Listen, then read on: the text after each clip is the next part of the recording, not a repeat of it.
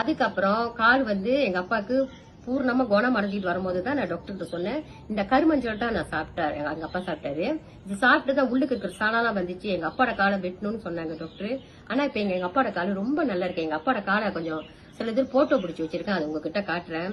பாத்தீங்கன்னா நீங்க பயந்துருவீங்க. நான் அனுதினமா அழுவேன், எங்க அப்பாக்கு ஏன் இப்படி வந்துருச்சுங்க, எங்க அப்பா பாவம் ரொம்ப கஷ்டப்படுறேன். நான் அப்பா இல்லையா, நம்மள பெத்தவர் இல்லையா, நமக்கு மனசு வேதனையா தானே இருக்கும். ஆனா அவரோட கால் இப்ப நல்லா ஆயிடுச்சு, பரிபூர்ணமா குணமாயிருச்சு. இப்ப அவர் நடக்கிறாரு, அவர் கால்லாம் வெட்டல. எனக்கு வந்து அஸ்மா இருந்துச்சு, சோ நான் இதை சாப்பிட்டேன். இதை சாப்பிட்டு எனக்கு இப்ப அஸ்மா இல்ல. பம்மு இல்லாம, இந்த பம்மு இல்லாம நான் வெளியே போவே முடியாது. இப்ப இந்த பம்மு எனக்கு தேவையில்லை.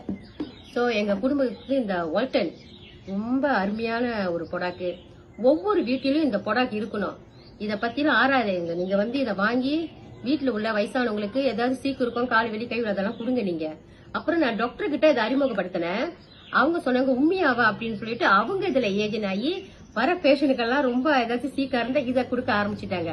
இப்ப அவங்க வந்து கீழே அவங்களுக்கு கீழே ஒரு 10 பேர் போட்டிருக்காங்க. எவ்வளவு அற்புதமான ஒரு ப்ராடக்ட் பாருங்க, நம்மளோட சீக்கை குணப்படுத்துது.